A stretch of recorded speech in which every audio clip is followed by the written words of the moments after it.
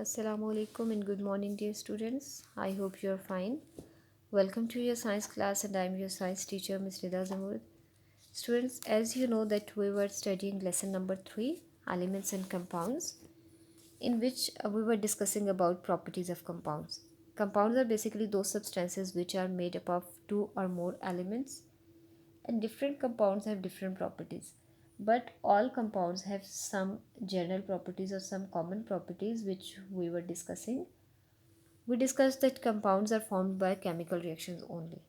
यानी कंपाउंड्स तभी बनते हैं जब दो एलिमेंट्स के दरमियान कोई केमिकल रिएक्शन होता है, हीट एक्सचेंज ऑफ हीट और लाइट विद द एनवायरनमेंट. ठीक है, उसके अलावा कंपाउंड्स नहीं बन सकते. So today we will continue the same topic. हम फर्दर प्रॉपर्टीज़ को डिस्कस करेंगे कंपाउंड्स की. ठीक है, क्योंकि तमाम कंपाउंड जो होते हैं they share some similar properties. Open page number 67. Compounds can only be broken down into simpler substances by chemical reaction. As you know, students, that element cannot be broken down into simpler substances, but compounds can. Compound को हम break down कर सकते हैं क्योंकि compound एक से ज़्यादा element से मिलके बना है. So it can be broken down into its elements. Breaking down compounds into their constituent elements or compounds usually involve heating, exposure to light, or passing an electric current through them.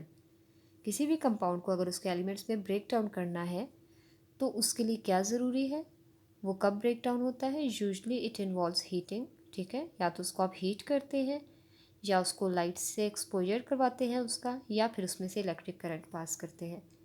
For example, water undergoes electrolysis and breaks down into its constituent elements hydrogen and oxygen. For example, water को हम hydrogen और oxygen में break down कर सकते हैं through electrolysis. What is electrolysis और electrolysis?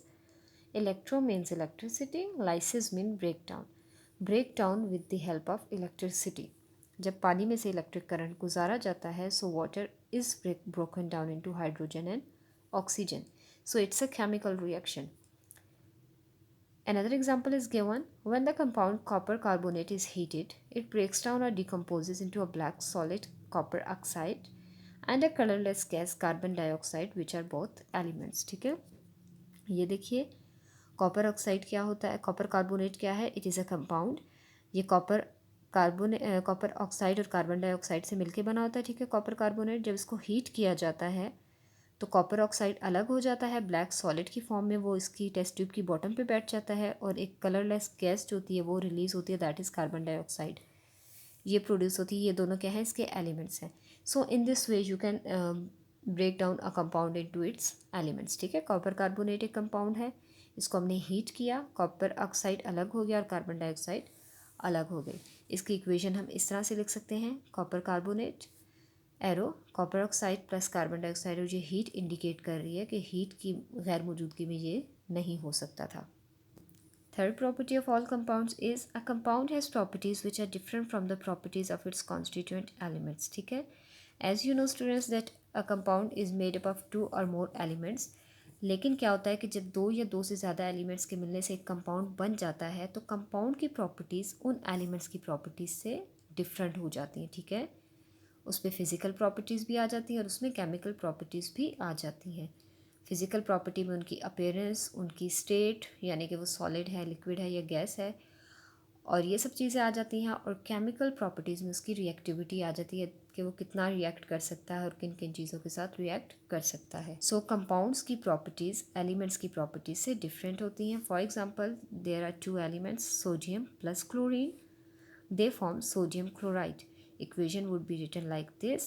इस पर आप देख सकते हैं that sodium is a shiny metal and its highly reactive.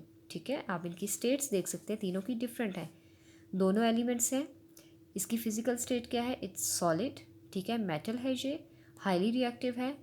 जबकि क्लोरीन जो है इट्स येलोइश पॉइजनस गैस. ठीक है, येलोइश कलर है इसका, आप देख सकते हैं येलो शेड आ रहा है इसमें, और ये एक पॉइजनस गैस है, जहरीली गैस है. लेकिन जब ये दोनों मिलकर सोडियम क्लोराइड बनाते हैं तो वो that salt is used for cooking purposes. ठीक है, किचन में यूज़ होता है. टेबल सॉल्ट जो हम घर में खाने के लिए इस्तेमाल करते हैं, नमक, बना किससे, एक मेटल से और एक पॉइजनस गैस से. लेकिन देखें वाइट क्रिस्टलाइन सॉलिड है. ठीक है, डिफरेंस आ गया ना. So in this way you can से that compound has properties which are different from its elements.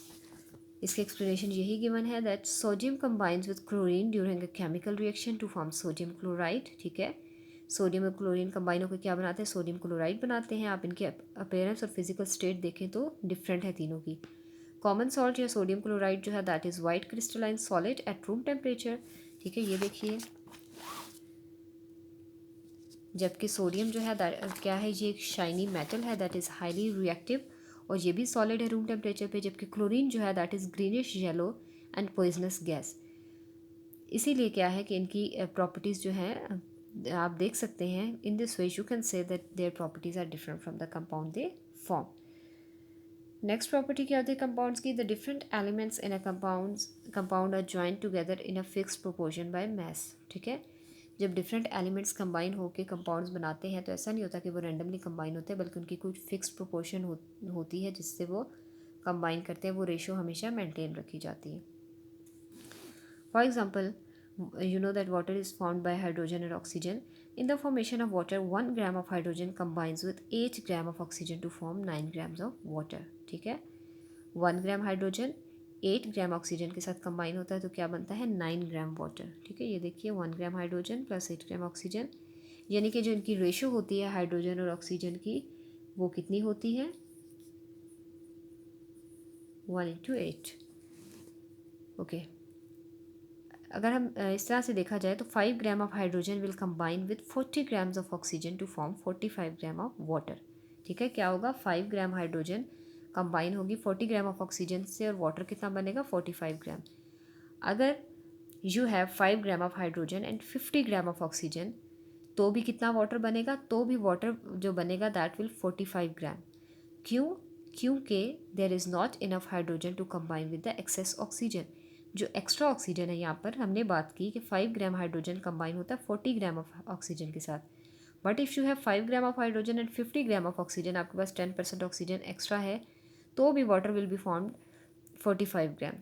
क्यों, क्योंकि there is no extra hydrogen, hydrogen extra नहीं है जो एक्सेस ऑक्सीजन के साथ कंबाइन कर सके। So these were the some general properties of all compounds.